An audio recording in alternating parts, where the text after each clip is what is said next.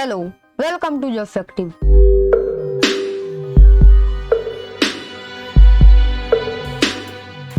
आपका स्वागत है HTML CSS और जावास्क्रिप्ट के पार्ट 7 में।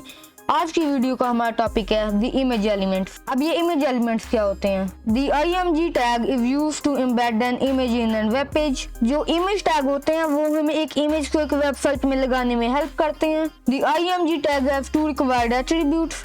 img टैग के दो रिक्वायर्ड एट्रीब्यूट्स होते हैं। आपको पता ही होगा एट्रीब्यूट्स होते क्या हैं, मैंने पिछली वीडियो में बताया हुआ है। एक होता है src specify the path to the image. src उस इमेज का पाथ या फिर उस इमेज की लोकेशन या फिर URL होता है। Alternative alt specify when alternate text for the image if the image for some reason can not be displayed. इसका मतलब ये हुआ कि ये हमें एक अल्टरनेटिव प्रोवाइड कर देता है इमेज, अगर इमेज किसी रीजन के कारण ना लोड हो पाए। img एलिमेंट कुछ ऐसे लिखा जाता है, यहाँ पर ब्रैकेट शुरू होता है और img लिखा जाता है और यहाँ पर एक ब्रैकेट शुरू होता है, उसके बीच में img लिखा जाता है। इमेज की शॉर्ट फॉर्म img होती है तो हम ये यूज करते हैं।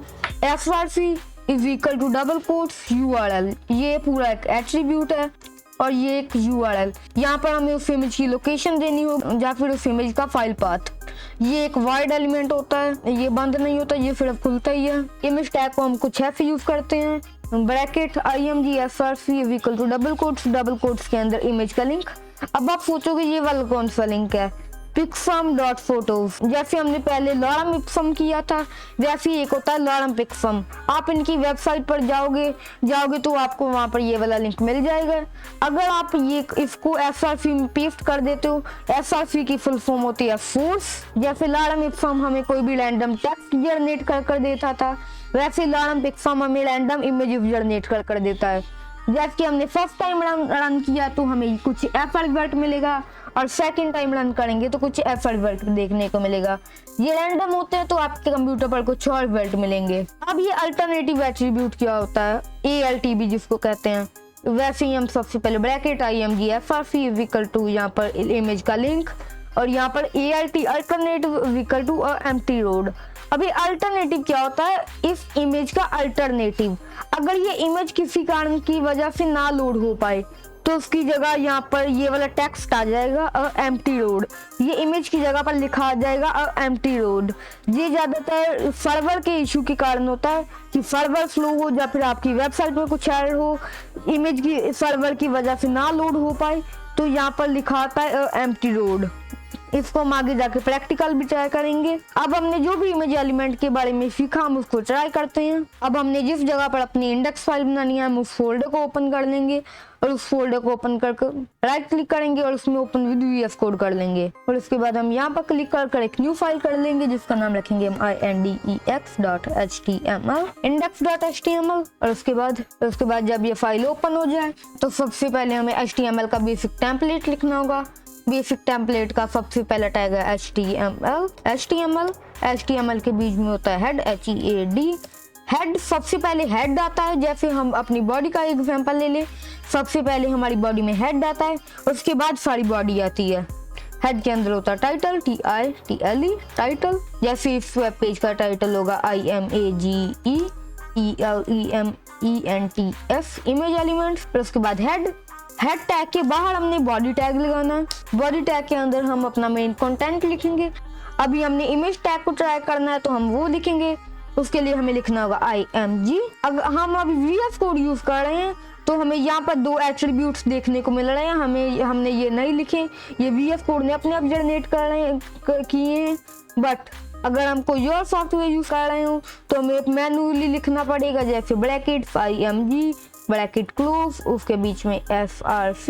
ये VS कोड बहुत काम का सॉफ्टवेयर, ये हमारा लिखने का काम काफी कम कर देता है इसकी ऑटो सजेशंस के साथ। उसके बाद src में हम इमेज का लिंक पेस्ट करेंगे। जैसे कि ये मैंने एक डक की इमेज का लिंक कॉपी कर लिया गूगल से और अब मैं अगर इसको यहाँ पर पेस्ट करूँ और इस फाइल को रन करके देखूँ तो ये देखो यहाँ पर हमें एक इमेज दिख रही है। ये काफी बड़ी इमेज है देखा जाए तो। अभी हम इसको सही नहीं कर सकते, हम फ्यूचर में जब CSS लर्न करेंगे, अगली आने वाली वीडियो CSS के ही बारे में है जब हम उनको सीखेंगे उनमें हम सारा सीखेंगे कि हम किसी भी टेक्स्ट या फिर इमेज का हाइट विड्थ कैसे कर सकते हैं, हम इमेज का बॉर्डर कैसे लगा सकते हैं, इमेज का रेडियस कैसे इंक्रीज कर सकते हैं, इमेज साइड से गोल होनी चाहिए या फिर कैसे होनी चाहिए, हम ये आने वाली क्लासेस में सीखेंगे। और इसका एक और एट्रीब्यूट होता है ALT, अल्टरनेटिव। अल्टरनेटिव को अगर हम देखें, अल्टरनेटिव में जैसे लिख दूंगा, जैसे यहाँ पर मैं लिख दूंगा IMAGE, image of DUCK, image of duck. Okay, अब मैं इसको रन कर देखूं तो ये देखो आपको कोई चेंज नहीं दिखेगा। बट अगर ये इमेज का लिंक किसी कारण एक्सपायर हो जाता है या फिर इसका सर्वर डाउन हो जाता है या फिर आपकी साइट थोड़ी स्लो चल रही है तो यहाँ पर हमें टेक्स्ट लिखा हुआ मिलेगा। जैसे अगर मैं यहाँ पर कुछ गलत कर दूं या फिर एक मैं स्पेलिंग गलत कर दूं तो ये देखो यहाँ पर हमें देखने को मिल रहा है और इमेज ऑफ डक जो हमने अल्टरनेटिव में लिखा था कि अगर ये इमेज ना लोड हो तो इसका अल्टरनेटिव ये टेक्स्ट हो। हमने ये तो लिखा था, जैसे कि हमने कुछ कोड में गलत कर दिया है। ये डिपिक्ट करता है कुछ बैकग्राउंड में एरर है, कुछ साइट में एरर है या फिर कोई आपके कोड में एरर है। बट अभी तो सीखा है हमने गूगल से कैसे लिंक पेस्ट किया। बट अगर हमारे सिस्टम में कोई या फिर हमारे डेस्कटॉप में कोई इमेज हो, जैसे कि मैंने इस टाइम एक इमेज कॉपी की हुई है। अब जहाँ पर मेरी इंडेक्स फाइल है, जहाँ पर ये वाली जिसमें मैं अभी काम कर रहा हूँ, जहाँ पर ये वाली index.html फाइल है, हम उसी वाले फोल्डर में जाएंगे। ये वाली जो index.html फाइल है जो अभी ये VS कोड में खुली हुई है, यही वाली फाइल है।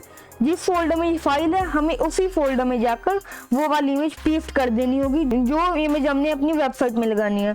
लिंक यहाँ पर कोई नहीं यूज करता, हम सिर्फ एग्जांपल के लिए यूज कर रहे थे लिंक। सब लोग यहाँ पर डेस्कटॉप पर इमेज डाउनलोड करके यूज करते हैं। तो इसे हमें कैसे करना होगा, ये देखो हमने वहां पर पेस्ट की तो हमें ये देखो यहाँ पर भी शो हो रही है। अब देखें तो ये भी वही इमेज है, मैंने इसको डेस्कटॉप में डाउनलोड किया हुआ है। पहले वो एक गूगल के लिंक में थी, अब मैंने उसको डाउनलोड कर लिया हुआ है। ये देखो अब हमें क्या करना होगा, जो यहाँ पर इमेज का नाम है SRC सोर्स, हमें इमेज का नाम यहाँ पर लिख देना होगा। जैसे इस इमेज का नाम है ANIMAL animal.jpg, हम इसको एंटर कर देंगे।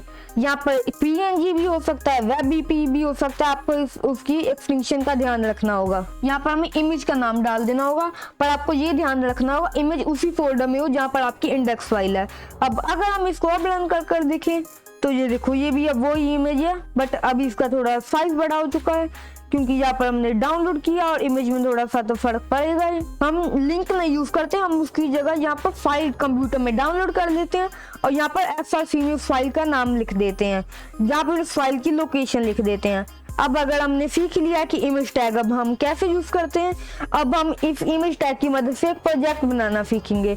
इमेज टैग काफी इंपॉर्टेंट होते हैं तो हमें इसको याद रखना होगा। अब हमें प्रोजेक्ट बनाना होगा। हमारे आज के प्रोजेक्ट का गोल है ये, हमें बताना होगा हम एक डॉग पर्सन है या फिर एक कैट पर्सन है। मैं इस वेबसाइट को बनाने के लिए आपको हिंट भी दे देता हूँ। जैसे कि ये देखो यहाँ पर सबसे पहले एक H1 टैग लगा हुआ है और ये एक इमेज टैग लगा हुआ है जिसमें आपको अल्टरनेटिव भी डिफाइन करना होगा। ये मैंने दो इमेजेस दे दी हुई हैं, एक डॉग की इमेज है और एक कैट भी इमेज है। मैंने इनका फाइल सेट कर दिया हुआ है, आप इनको डिस्क्रिप्शन में जाकर डाउनलोड कर सकते हैं। जैसे पहले इमेज बड़ी हो रही थी, मैंने इसका ऑनलाइन फाइल सेट कर दिया हुआ है। अब अगर आप इसको रन कर देखेंगे इसकी इमेज का नाम डालकर तो ये अच्छे साइज में ही आएगा। ये वेबसाइट आप 2 मिनट में से भी कम समय में बना सकते हैं। अब आप इस वीडियो को पॉज कीजिए और इस वेबसाइट को बनाने की ट्राई कीजिए।